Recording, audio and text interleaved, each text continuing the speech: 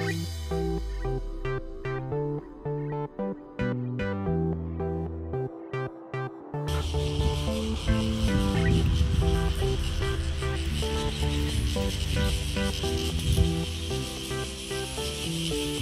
रहेछ पहिला युद्ध गरेको पहिला वार भएको चाहिँ यस्तो ठाउँ रहेछ है काजी पङ्कराज पाण्डे सरदार वंश गुरुङ श्रीहर्ष पन्त सबैजना इतिहास यहाँनिर लेखेको छ तर पनि सिन्धुलीगढ युद्ध सङ्ग्रहालय यहाँनिर रहेछ लोकगायक स्वर्गीय कृष्ण विक्रम थापा जन्ममिति 2001 वैशाख 11 गते मृत्यु विक्रम सम्म 2065 वैशाख 11 गते पाछै ऊ होला जस्तो लाग्यो मलाई सिन्धुलीगढी घुमेर हेर्दा सुन्तलीमै कतिमा राम्रो दरबार मार्यो नि मायाले मार्यो भन्ने मान्छे देखाउँछ सानो गढी जाने बाटो ऊ त्यो माथि दुईजना मान्छे उभिरहेको चाहिँ यहाँबाट यहाँ चाहिँ टुडी खेल जाने बाटो त्यो चाहिँ माथि पहिला ट्रेनिङहरू ल पृथ्वीनारायण शाहको शालिग रहेछ यहाँनिर त्यही बनाउँछ तपाईँ यस्तो बवाल बनाएको छ पहिलाको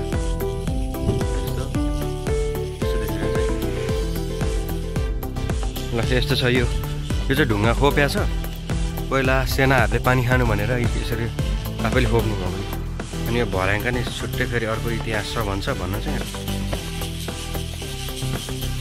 खतरा देखाएको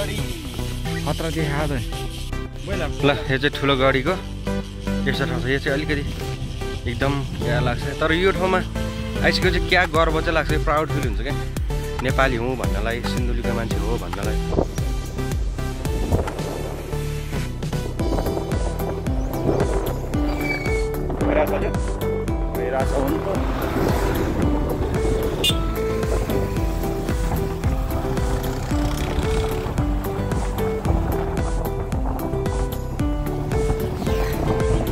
कति घन्टा सक्नुहुन्छ एकछिन एक घन्टा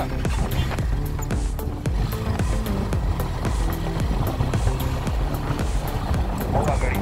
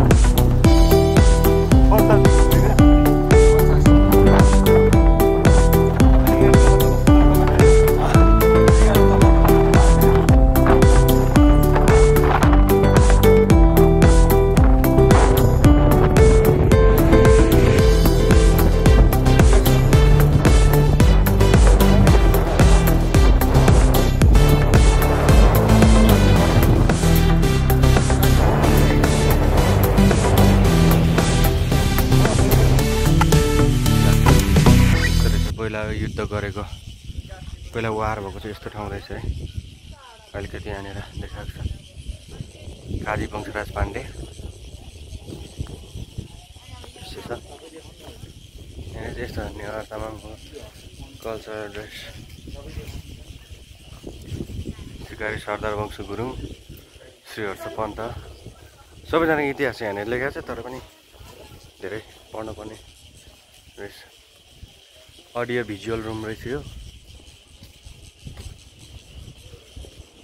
सिन्धुलीगढ युद्ध सङ्ग्रहालय यहाँनिर रहेछ। सिन्धुलीगढ युद्ध सङ्ग्रहालय।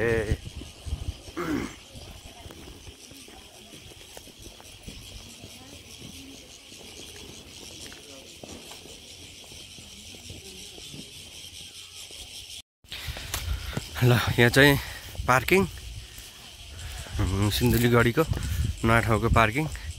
यहाँबाट चाहिँ माथि सानो गढी जाने बाटो यहाँ माथि हामी गएर आइसक्यौँ, फर्किसकेको छ। यस्तो यस्तो ठाउँ बनाएर रहेछ अहिले चाहिँ। पहिला हेरिकन त धेरै चेन्जेसहरू भएको रहेछ।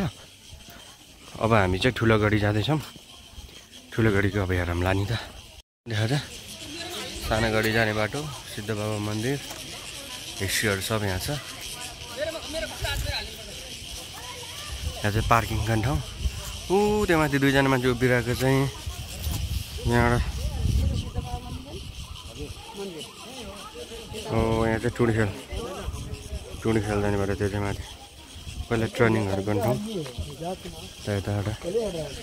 सो अब यो मन्दिर भयो। यता चाहिँ हामी ठुलो गढी, मेन गढी जाने बाटो यता। त्यति ठुलो हिस्ट्री त डिटेलली चाहिँ अलि थाहा छैन, तर पनि एकदम यहाँ आइसक्दाखेरि चाहिँ अलिकति प्राउड फिल चाहिँ हुन्छ, राम्रो लाग्छ। खै हजुर जम्मा 10 रुपियाँ? सिन्धुलीवासीलाई होला नि 10 रुपियाँ त हो। ओहो हेरेनौ नि हामीले, कस्तो मिस गर्यो त। यहाँनिर यस्तो बनेको रहेछ, वरिपरि यस्तो दामी बनेको छ। पहिला हेरेर त धेरै चेन्जेस भएको रहेछ सिन्धुलीगढी। यस्तो यस्तो बनाएको छ, के हो यो?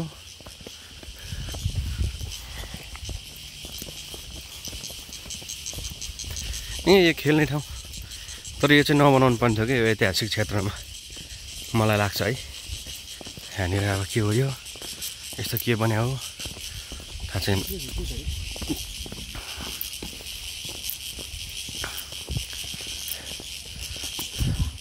अदालत जेल घर रे यो त थिएन, यो बनाएको थिएन फलामको त। ल यहाँ लेखेको थियो जेल घर र अदालत भनेको छ, त्यति बेलाको खोइ के होला नि त।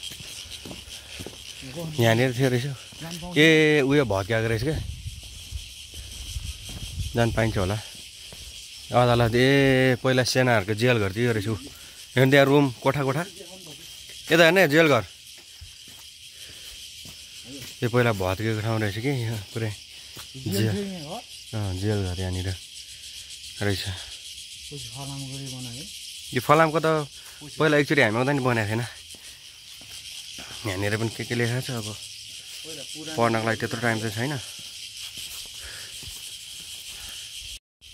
ल उहाँको चाहिँ शालिग बनाएर रहेछ। लोकगायक स्वर्गीय कृष्ण विक्रम थापा, जन्ममिति 2001 वैशाख 11 गते, मृत्यु विक्रम सम्वत 2065 वैशाख 11 गते रहेछ। कर्णप्रिय लोकगीत मार्फत सिन्धुलीको ऐतिहासिक पहिचानलाई देश परदेश र प्रचार प्रसार गर्ने अतुलनीय योगदान गर्नुहुने स्वर्गीय कृष्ण विक्रम थापाको पुनः कदको प्रतिमूर्ति कमलामाई नगरपालिकाका नगर प्रमुख श्री उपेन्द्र कुमार पोखरेलज्यूबाट अनावरण भयो। तिथि 2080 साल कार्तिक 24 गते शुक्रबार। शुभम। उहाँ चाहिँ ऊ होला जस्तो लाग्यो मलाई। सिन्धुलीगढी घुमेर हेर्दा सुन्तलीमै कतिमा राम्रो दरबार मार्यो नि मायाले मार्यो भन्ने मान्छे। काजी वंशराज पाण्डेको यो ऊ युद्ध भएको त्यहाँनिर देखेर आएको थिएन।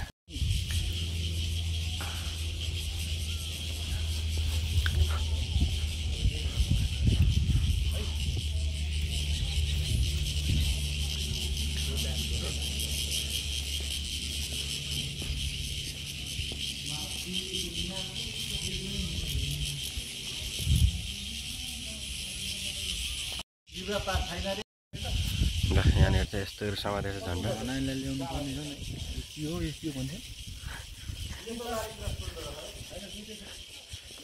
गीत गर्ने बेला त्यो चाहिँ त्यस्तो रहेछ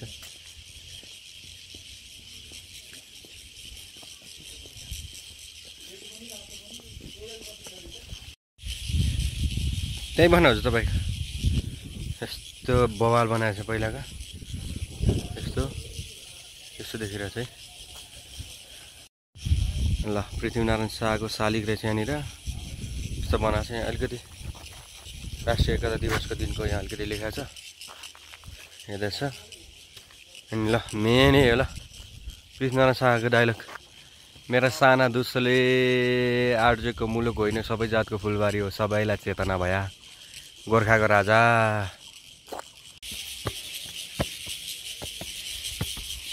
खतरा देखाएको यो त फर्किनु यो त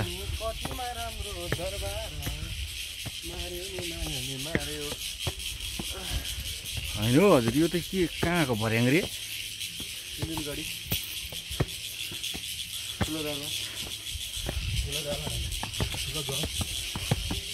कतिवटा छ कति हो पनि एउटा छरेकै भएन यस्तो यो अलि त्यसो बनाउनु म खतरा देखाएर गनेर कति हो पनि एउटा छरेकै यो भर्याङ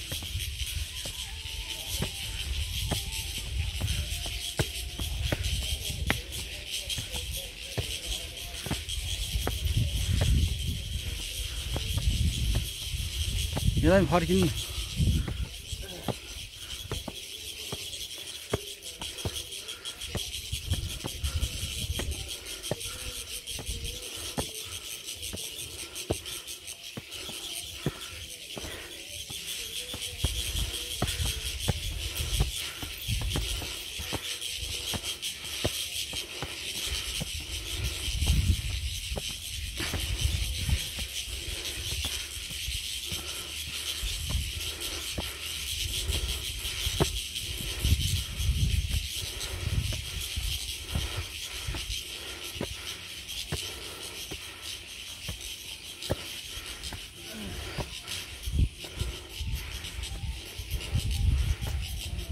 ल आइपुग्यो ठुलो गाडी पल्लो सानो गाडी यो चाहिँ ठुलो गाडी मेन गाडी चाहिँ यो छेउछेउको वालहरू सबै यो त्यति बेलाकै सेनाहरूले बनाउनु भएको ल त्यति बेलादेखि नभर्कै राखेको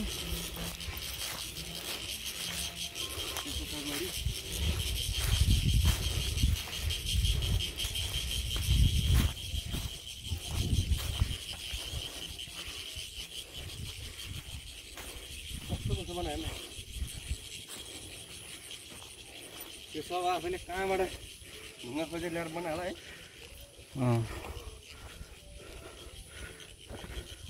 त्यो चेप्राबाट कसरी देख्छ त हो पालबाट यहाँ बन्दुक घुसाएर कसरी देख्छ त यता आउनु नि यता यो त रमाइँ बनाउनु पऱ्यो है पछि बनाएको खाल्डो छैन गएर के हो यो हजुर ए पैसा कति छ होला के यो टिप्नु पाउँछ पाउँदैन हजुर को जान्छ